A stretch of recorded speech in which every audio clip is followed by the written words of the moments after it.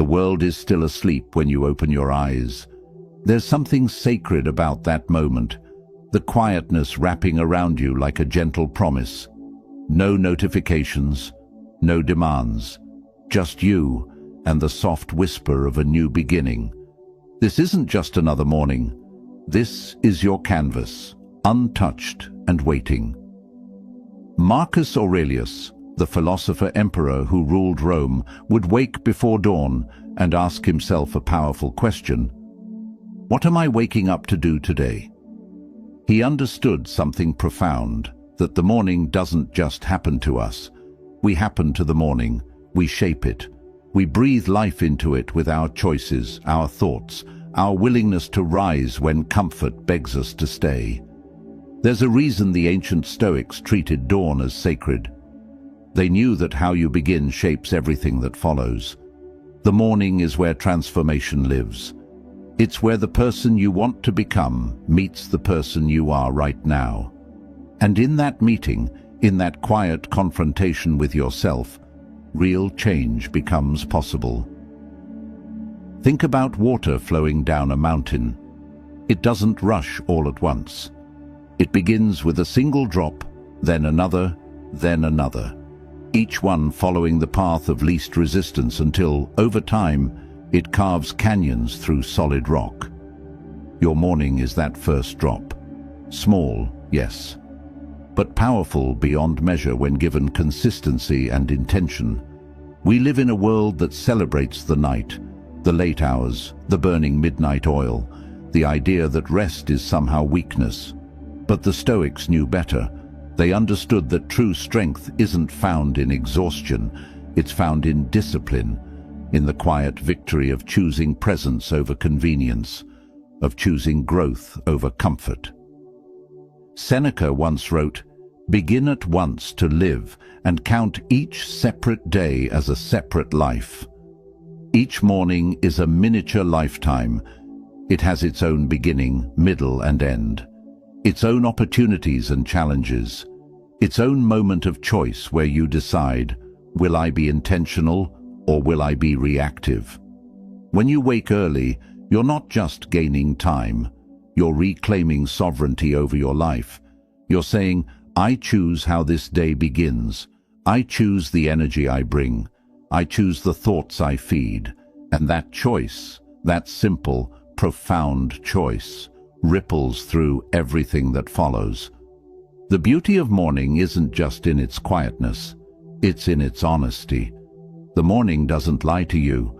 It shows you exactly who you are when no one is watching, when there's no audience to perform for, when it's just you, your breath, and the question, what kind of person do I want to be today? This isn't about perfection. It's not about becoming someone you're not.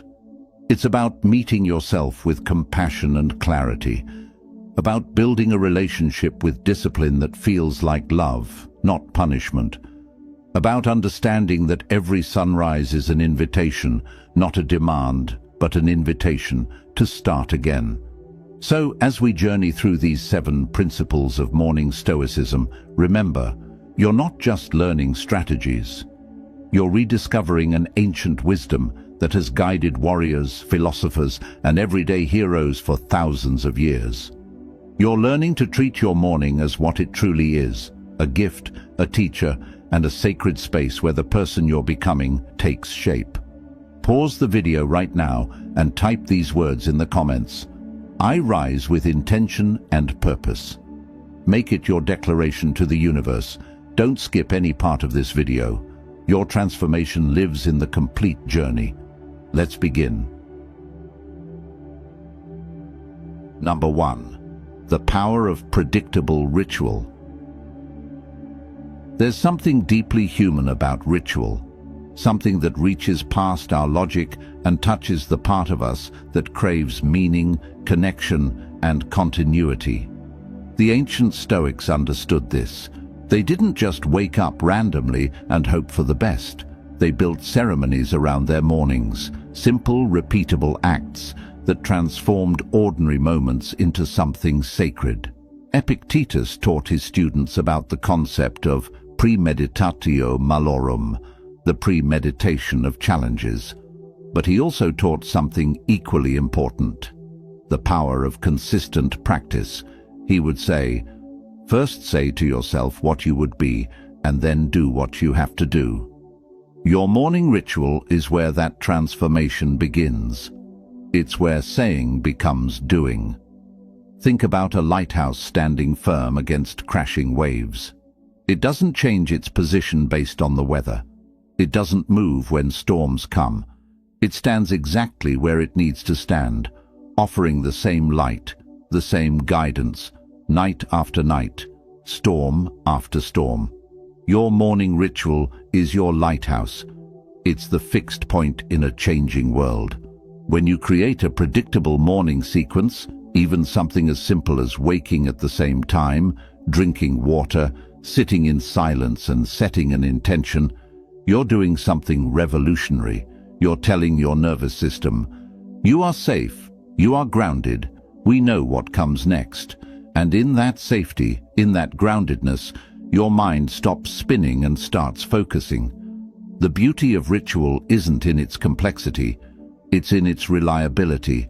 Your brain loves patterns. It craves them.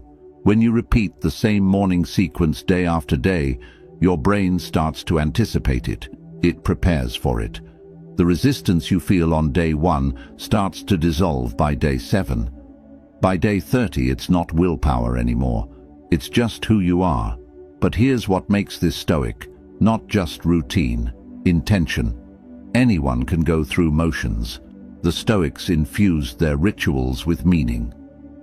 When Marcus Aurelius performed his morning routine, he wasn't just checking boxes. He was preparing his soul for the day ahead.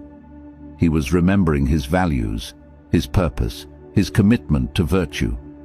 So what does this look like practically? It means choosing 3 to 5 simple actions that ground you.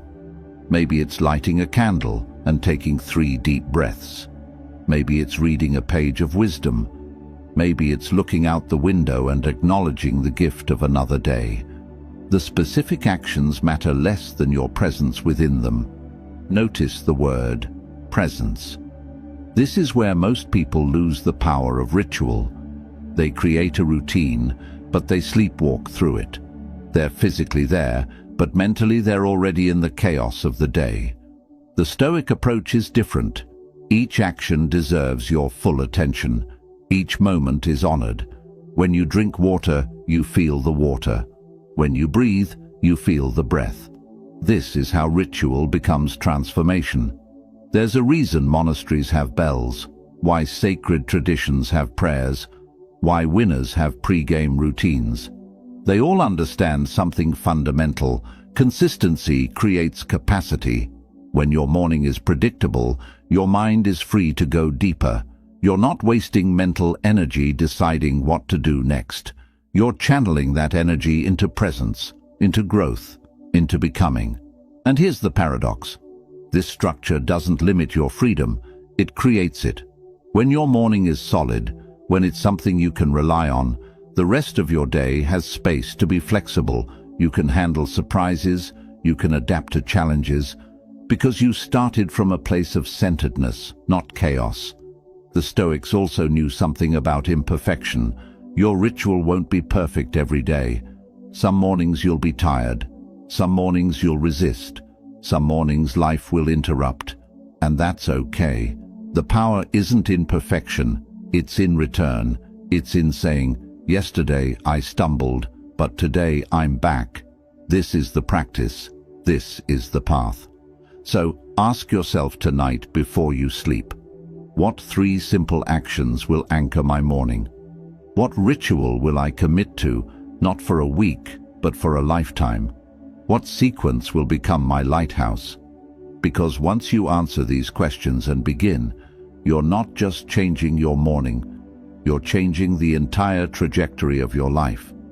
If this resonates with your soul, let me see you commit below. Write, my morning ritual is my foundation. And watch how speaking it makes it real. Number 2, winning the battle before it begins. The greatest battles are won before the sun rises. Not on the battlefield, but in the mind. Not with swords, but with decisions. The Stoics knew this truth intimately. They understood that the war for your day isn't fought at noon when chaos arrives. It's fought in those precious early moments when you choose your state of mind. There's a concept in Stoic philosophy called the discipline of assent. It means you have the power to choose which thoughts you accept and which you reject. But here's what most people miss. This power is strongest in the morning. Your mind is fresh, unburdened by the day's accumulation of stress and reactivity. This is your advantage. This is your window. Think of your mind as a fortress. Every day, countless forces will try to breach its walls. Anxiety about deadlines, worry about relationships, fear about the future, anger about the past. If you wait until these forces are at your gate, you're already defending. But if you fortify your mind in the morning, before the siege begins, you stand from a position of strength. Marcus Aurelius practiced what he called morning meditation. He would sit with himself and prepare for the day ahead, not by planning every detail, but by remembering his principles. He would remind himself, "Today I will meet difficult people. They may be angry, ungrateful, or deceitful, but I will not let their actions disturb my inner peace. I am in control of my responses, not their actions." This is what winning before the battle looks like. You're not pretending challenges won't come. You're preparing yourself to meet them with grace instead of reaction. You're choosing your emotional baseline before life tries to choose it for you. When you wake and immediately check your phone, you're inviting the world to set your emotional tone. Someone else's emergency becomes your urgency. Someone else's anger becomes your agitation.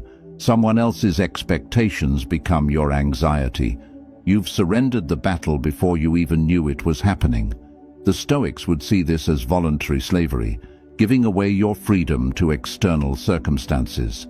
But when you wake and give yourself time before engaging with the external world, something powerful happens. You remember who you are beneath all the roles and responsibilities. You reconnect with your values. You choose the lens through which you'll view the day. This isn't escaping reality. This is preparing to engage with reality from a place of wisdom rather than fear. Consider the athlete before the game. They don't just show up and react. They visualize. They breathe. They center themselves. They remember their training. They choose their mindset. Your life deserves the same preparation. Every single day is a game worth preparing for. Every morning is your locker room moment. The practical application is simple but profound. Spend the first few minutes of your waking life in deliberate thought. Not worry, not planning, but philosophical preparation. Ask yourself, what kind of person do I want to be today? What values will I embody regardless of circumstances? What challenges might arise, and how will I meet them with wisdom? Seneca wrote, "We suffer more in imagination than in reality." The morning is where you break this cycle. Instead of imagining worst-case scenarios that trigger anxiety, you imagine best-case responses that trigger readiness. You don't visualize failure, you visualize resilience. You don't rehearse panic, you rehearse peace. This is also where gratitude becomes a weapon, not the shallow checklist kind of gratitude, but deep acknowledgement of what you have. When you start your day by recognizing what's already working, what's already beautiful, what's already enough, you build psychological armor. Complaints can't penetrate as easily. Comparison loses its sting. Dissatisfaction has nowhere to root. The Stoics believed in amor fati, love of fate. This means embracing whatever comes with openness rather than resistance. But this isn't passive acceptance. It's active choice. And that choice is made strongest in the morning when you decide, whatever happens today, I will find the lesson. I will find the growth.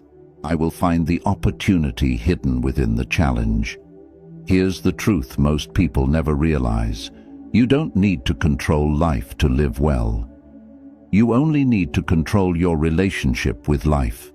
And that relationship is established fresh every morning.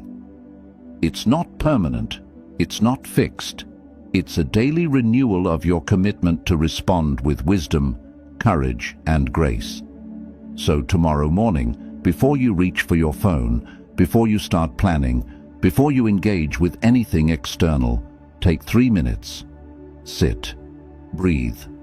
Remember who you are. Remember what you stand for. Prepare your mind for whatever comes. Win the battle before it begins. Here's your power move. Drop this in the comments. I choose my response before the world chooses for me. Say it out loud, then write it down. Let's claim this together. Number 3, the holy hour of silence. There's a reason every wisdom tradition honors silence. It's not empty. It's full of presence, full of clarity, full of the truth that gets drowned out by noise. The Stoics didn't just tolerate silence, they sought it hungrily. They knew that in the quiet, we hear what matters most. And the morning, before the world awakens, is when silence is most accessible and most powerful. Zeno of Citium, the founder of Stoicism, taught that wisdom begins with listening, not just to others, but to ourselves. But how can we hear our own inner voice when we're constantly feeding ourselves external input? The morning silence isn't about blocking the world out. It's about tuning yourself in. Think of silence like the surface of a still pond. When there are no ripples, no disturbances, you can see clearly to the bottom. You can see the truth of what lies beneath. But the moment you throw a stone, a notification, a thought spiral, a rush into activity, the clarity vanishes. The morning is your opportunity to protect that stillness before the inevitable stones begin to fly. This isn't about meditation in the formal sense, though that's beautiful too. This is about something even simpler. Being. Just being. Sitting with yourself without agenda, without trying to fix anything or become anything or achieve anything. Just breathing, just existing, just allowing the profound simplicity of aliveness to wash over you. There's a Japanese concept called ma, the space between things. Not the things themselves, but the space. The pause between notes that makes music meaningful. The silence between words that gives language power. The rest between movements that allows dance to breathe. Your morning silence is the ma of your life. It's what makes everything else meaningful. Western culture has trained us to fear silence. We fill every gap with sound, distraction, stimulation. We've forgotten that silence isn't absence, it's presence. It's not nothing, it's everything. In silence, you're not losing time, you're gaining yourself.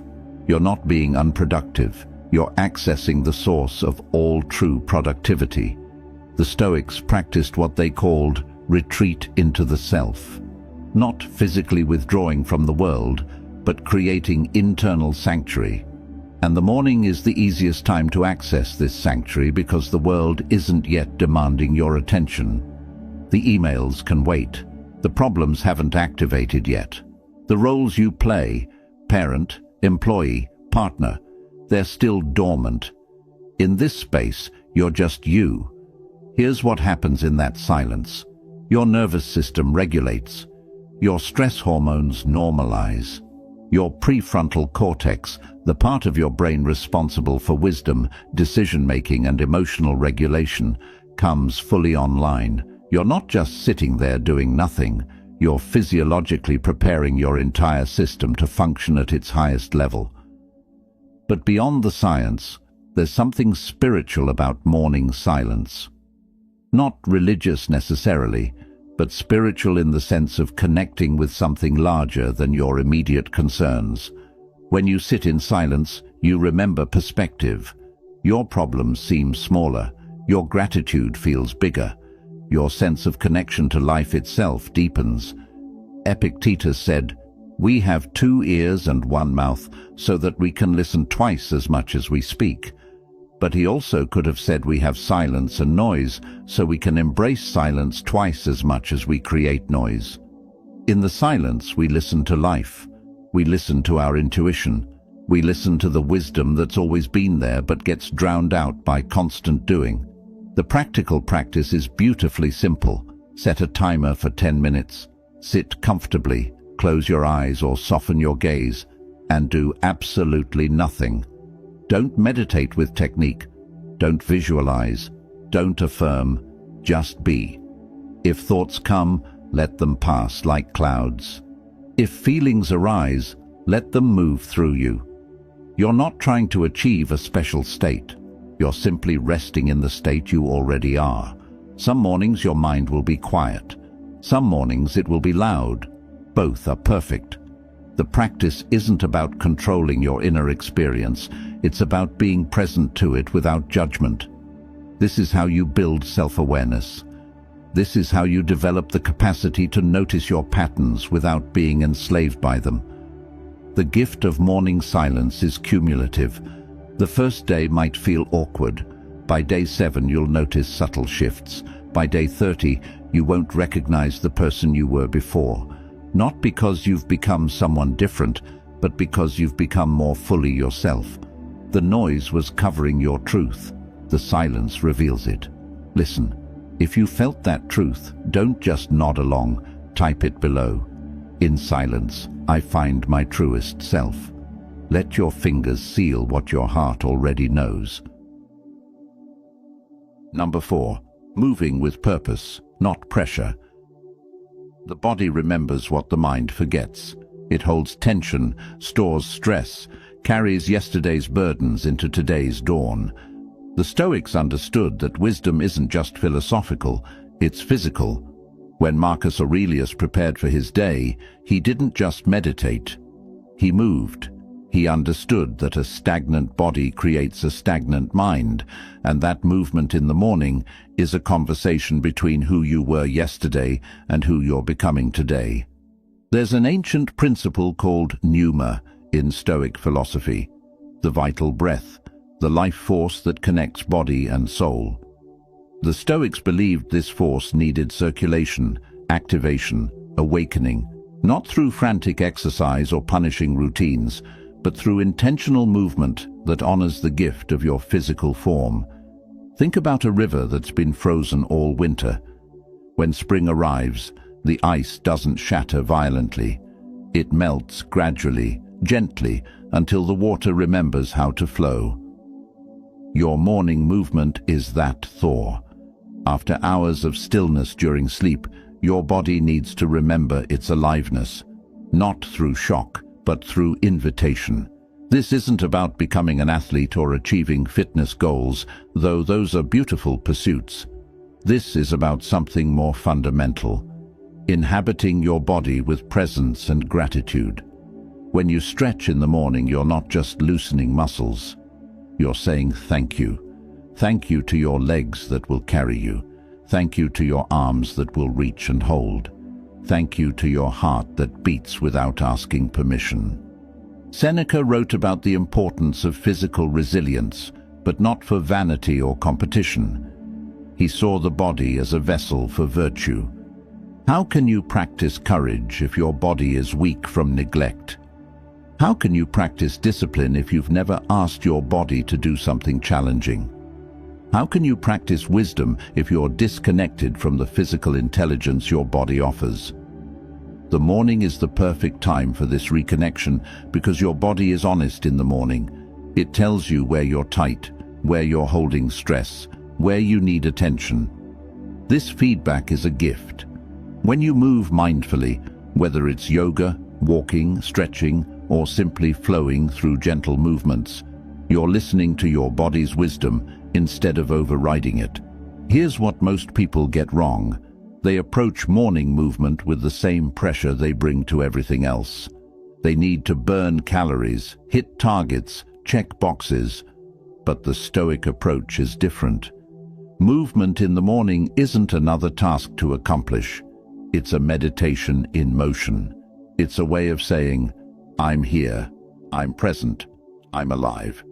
Consider how animals move when they wake. A cat doesn't consult a workout plan. It stretches luxuriously, fully, instinctively. A dog doesn't count repetitions. It shakes, stretches, plays. They move because movement is natural, joyful, necessary. Somewhere along the way, we humans forgot this. We turned movement into obligation instead of celebration. The practice can be remarkably simple. 5 to 10 minutes of intentional movement. Maybe you flow through gentle stretches, feeling each part of your body wake up. Maybe you walk outside and let your legs remember their strength. Maybe you dance to a song that makes your soul feel alive. The specific form matters less than your intention and presence. What transforms this from exercise to Stoic practice is mindfulness. As you move, you notice. You notice your breath deepening. You notice tension releasing. You notice energy beginning to circulate. You're not dissociating from your body. You're coming home to it. You're not punishing it for not being enough. You're thanking it for being exactly what it is. There's also something profound about moving before the world makes demands on you. When you move on your own terms, in your own time, at your own pace, you're practicing autonomy. You're reminding yourself that your body is yours, not your employer's, not your family's, not society's, yours. And you get to care for it with love, not force. Epictetus taught his students about the dichotomy of control, focusing on what's within your power. Your body's movement is within your power. You can't control if you get sick. You can't control aging. You can't control genetics. But you can control whether you honor your body with conscious movement each morning. That's your realm of power. That's where your dignity lives. And here's the beautiful ripple effect. When you move your body with intention in the morning, you carry that intentionality into everything else. The way you move through conversations, the way you move through challenges, the way you move through your entire day. Physical intentionality breeds mental intentionality. They're not separate, they're one unified practice. So tomorrow morning, after your silence, move. Not because you have to, but because you get to. Not to fix yourself, but to celebrate yourself. Not with pressure, but with purpose. Before you move to the next part, leave this promise below. I honor my body with purposeful movement. Your future self is watching. Make them proud. Number 5. Feeding your mind before the world feeds you. What you consume in the morning becomes the soil from which your thoughts grow all day. The ancient Stoics were meticulous about this. They didn't start their days absorbing gossip, tragedy, or triviality. They fed their minds deliberately, carefully, sacredly, with wisdom, truth, and philosophy. They understood that mental nutrition is as important as physical nutrition, perhaps even more so. Marcus Aurelius kept a journal that we now call Meditations. But here's what most people don't realize. These weren't just reflections written at night. Many were morning preparations. He would write reminders to himself about how to think, how to respond, how to embody his values. He was programming his mind before the day could program it for him. There's a reason every sacred tradition has morning prayers, readings, or contemplations. It's not superstition, it's psychological wisdom. The first thoughts you think, the first words you read, the first ideas you entertain, they set the frequency for everything that follows. It's like tuning an instrument before a performance. You wouldn't start playing without tuning first. Why would you start your day without tuning your mind? Think about the difference between 2 mornings. In one, you wake and immediately scroll social media, absorbing other people's curated lives. manufactured outrage, and endless comparison. In the other, you wake and read a paragraph of wisdom from a philosopher, poet, or thinker who elevates your perspective. Which morning creates a person capable of wisdom? Which creates anxiety? The Stoics had a practice called morning reading of the philosophers. It wasn't academic. It wasn't about accumulating knowledge. It was about reminding themselves of what they already knew, but easily forgot under pressure. Seneca would read Epicurus.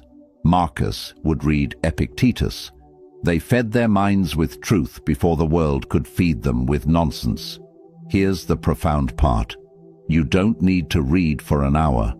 You don't need to finish books. You need to read for resonance.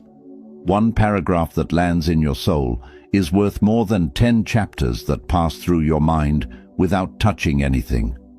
Quality over quantity, depth over breadth, transformation over information. Choose your source wisely. Maybe it's Stoic philosophy. Maybe it's poetry that opens your heart. Maybe it's spiritual texts that ground your values. Maybe it's biographies of people who inspire your courage. The content matters less than the intention. You're choosing what shapes your thinking. You're being deliberate about the mental seeds you plant. There's a concept in psychology called priming. Whatever you expose yourself to first influences how you perceive everything that follows. If you prime yourself with wisdom, you'll perceive your day through the lens of wisdom. If you prime yourself with drama, you'll perceive your day through the lens of drama. You're not just reading words. You're choosing the lens through which you'll see life today. Epictetus taught, don't explain your philosophy, embody it. But how do you embody something you haven't reminded yourself of? The morning reading is that reminder. It's not about learning new truths, it's about remembering eternal ones. It's about saying, oh yes, this is who I want to be. This is what matters. This is how I want to show up. And here's the antidote to overwhelm. Your morning reading isn't another thing to stress about. It's not homework. It's nourishment. It's medicine. You don't force medicine down your throat begrudgingly. You take it gratefully because it heals you. Approach your morning reading the same way. This is healing for your mind. The practical application is beautifully simple. Keep one book, one journal, one source of wisdom by your bed or in your morning space. Before you engage with any other input, before news, before messages, before screens, read one page, one paragraph, one passage. Let it settle in your mind. Let it infuse your thinking. Let it become the foundation of your day. Some mornings, a single sentence will be enough. It'll hit you differently. It'll illuminate something you needed to see. Other mornings, you'll read more, drink deeper. Both are perfect. The practice isn't about quantity. It's about consistency and quality. It's about feeding your mind before the world tries to fill it with junk. The Stoics also knew the power of memorization. They would commit passages to heart so that in difficult moments, wisdom would be immediately accessible. You might do the same. When a passage resonates deeply, write it down, repeat it. Let it become part of your internal dialogue.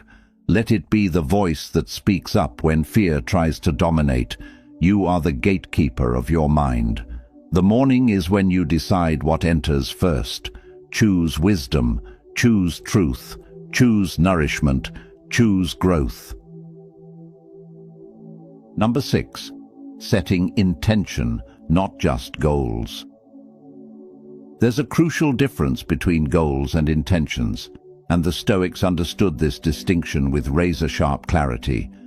Goals are about outcomes you hope to achieve. Intentions are about the person you choose to be. Goals depend on circumstances outside your control. Intentions depend only on you.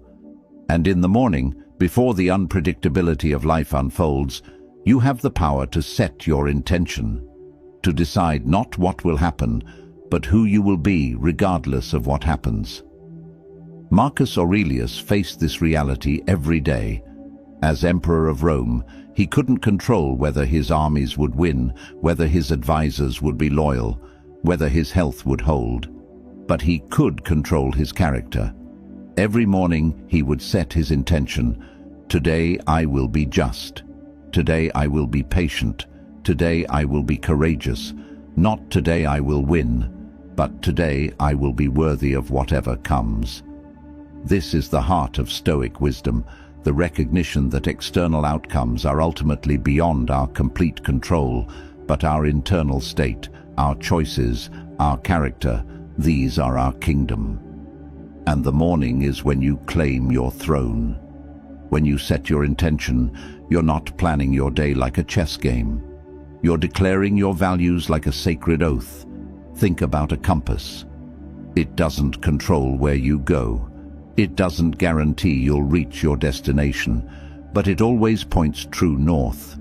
Your morning intention is your compass. It gives you direction when you're lost. It brings you back when you've wandered. It reminds you what matters when everything else is noise. The modern world obsesses over productivity, achievement, success. We wake up thinking about what we need to do, what we need to accomplish, what we need to prove. But the Stoics would ask a different question. Who do I need to be? Because when you focus on being rather than doing, the doing naturally aligns with your deepest values. When you focus on character rather than achievement, your achievements become meaningful rather than empty. Seneca wrote, "It is not that we have a short time to live, but that we waste a lot of it." The waste he spoke of wasn't about efficiency. It was about living without intention, going through the motions, reacting instead of responding, drifting instead of directing. Your morning intention is how you stop the drift. It's how you become the author of your day, instead of just a character in someone else's story. Here's how this looks practically. After you've been silent, after you've moved, after you've fed your mind with wisdom, you ask yourself one powerful question. How do I want to show up today? Not what do you want to achieve, but how do you want to be? Present, patient, courageous, compassionate, honest, peaceful. Maybe today your intention is to listen more than you speak. Maybe it's to respond with grace when someone is difficult. Maybe it's to stay grounded when chaos swirls. Maybe it's to offer kindness even when you're tired. These aren't tasks to check off. These are ways of being to embody. They're not about perfection. They're about direction. The beautiful thing about intentions is that they're always within your control. You can't control whether someone cuts you off in traffic, but you can intend to respond with calm instead of rage. You can't control whether your project succeeds, but you can intend to give your best effort regardless of outcome. You can't control whether people appreciate you, but you can intend to act with integrity anyway. Epictetus taught about the prohairesis, the faculty of choice, the power to decide how we respond to life. But this power isn't automatic. It needs to be activated, reminded, strengthened. Your morning intention is that activation. It's you telling yourself, today I remember my power. Today I choose consciously. Today I lead myself. There's also profound freedom in this practice. When you set an intention instead of just goals, you release the anxiety of outcome. You stop measuring your worth by results. You start measuring it by alignment. Did I show up the way I intended?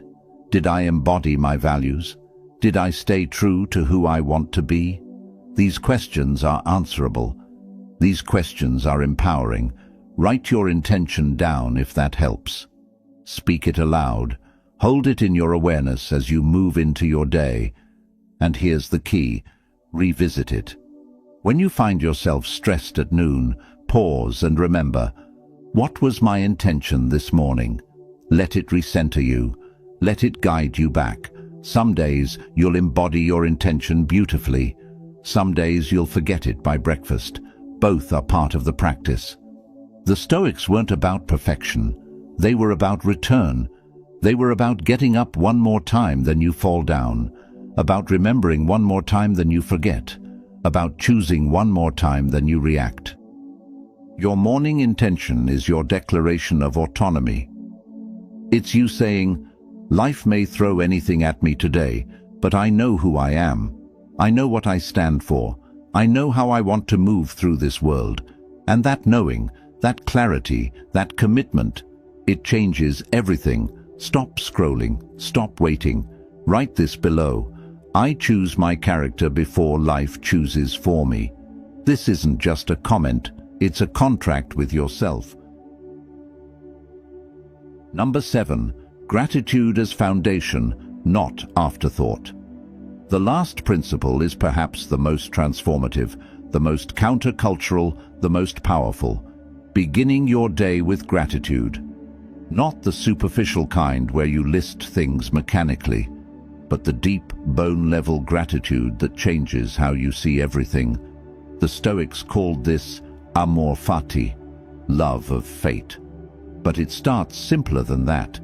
It starts with opening your eyes and recognizing the profound gift of another breath, another morning, another chance. Marcus Aurelius would begin many of his morning meditations by acknowledging what he had, not just material things, but the gift of consciousness itself, the ability to think, to choose, to love, to grow. He wrote, "When you arise in the morning, think of what a precious privilege it is to be alive, to breathe, to think, to enjoy, to love." This wasn't naive optimism. This was a man who faced war, betrayal, plague, and loss. He chose gratitude, not because life was easy, but because gratitude made life bearable. Here's what most people misunderstand about gratitude. It's not about denying difficulty or pretending everything is perfect. It's about acknowledging what remains good, even when things are hard. It's about recognizing that even in struggle, there are gifts. Even in challenge, there is growth. Even in darkness, there are stars. The Stoics practiced gratitude precisely because life was difficult. Gratitude was their anchor in the storm. Think about two people facing the same challenging day.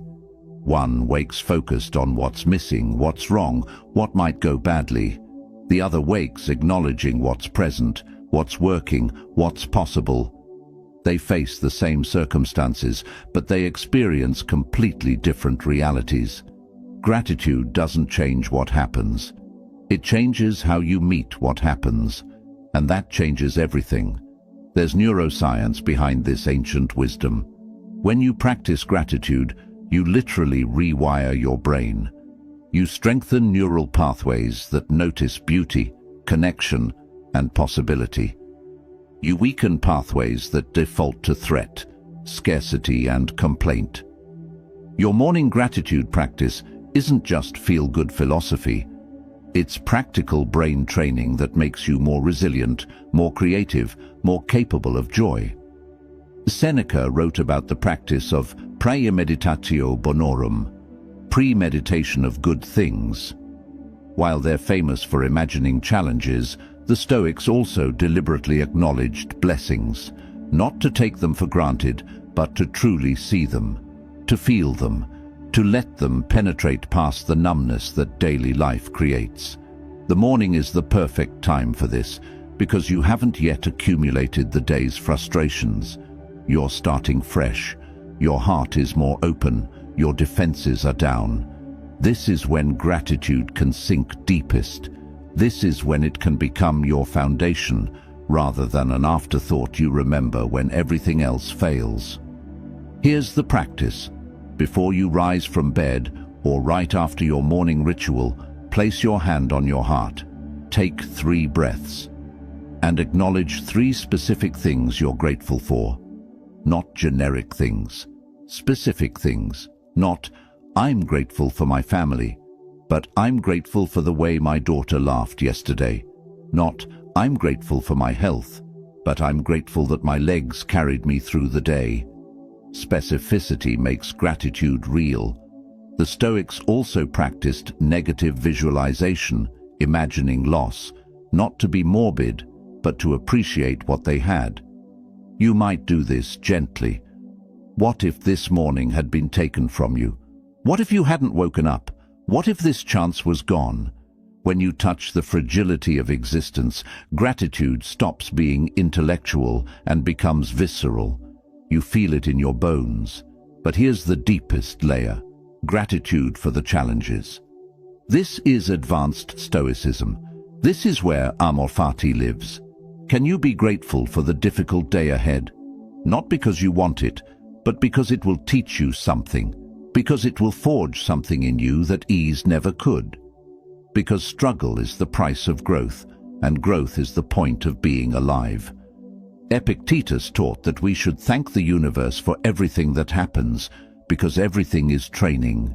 Every challenge is a teacher. Every obstacle is an opportunity to practice virtue. When you start your morning with this perspective, you're not dreading the day. You're meeting it as a worthy opponent, a skilled coach, a sacred assignment. This doesn't mean forcing positivity. Some mornings are heavy, some days are dark. The Stoics acknowledged this. But even in heaviness, there's something to honor. Even in darkness, you can be grateful for your own resilience, for your willingness to keep going, for the strength that only comes from carrying weight. Your morning gratitude practice is your rebellion against cynicism, against the cultural tendency toward complaint and comparison, against the voice that says nothing is ever enough. You're choosing differently, you're seeing differently, you're living differently. Let gratitude flow through your fingertips. Type below, "I begin each day with a grateful heart." Feel the shift as you write it. That's transformation happening in real time. The sun rises whether we're ready or not. But how we meet that sunrise, that's entirely up to us. These 7 Stoic principles aren't rules to follow perfectly. They're invitations to return to yourself again and again, morning after morning. They're reminders that transformation doesn't happen in grand moments. It happens in the quiet consistency of how you begin. Marcus Aurelius, Seneca, Epictetus. They didn't have easy lives. They faced everything we face and more: war, loss, betrayal, uncertainty. But they discovered something timeless. The morning is your reset button. No matter what happened yesterday, you get to begin again today. No matter how many times you've stumbled, you get another chance when the sun rises. Your morning isn't just preparation for life. It is life. Each one is a complete experience, a small lifetime with its own beginning, middle, and end. When you treat it as sacred, when you fill it with ritual, silence, movement, wisdom, intention, and gratitude, you're not just improving your morning, you're becoming the person you were meant to be. The world will always pull at you. It will always demand, distract, and disturb. But before the world wakes, you have this time, this space, this choice. Use it wisely, use it consciously, use it as the gift it truly is. So tomorrow morning, when that alarm sounds, remember, you're not just waking up, you're rising, you're claiming your life, you're practicing the ancient art of living well. One morning at a time, one choice at a time, one intentional breath at a time. The Stoics are with you. Thousands of years of wisdom are with you. And most importantly, your own deepest self is with you, waiting to be remembered, honored, and lived fully. Wake up early. Start your day right. Listen every day. This is how transformation happens. This is how you become who you truly are. This is it, your final commitment. Comment: every morning I rise as the person I'm becoming. Not tomorrow, not someday. Right now, do it. If this resonated with you, hit that like button. Share this with someone who needs to hear it. Drop your commitment in the comments and subscribe to this channel.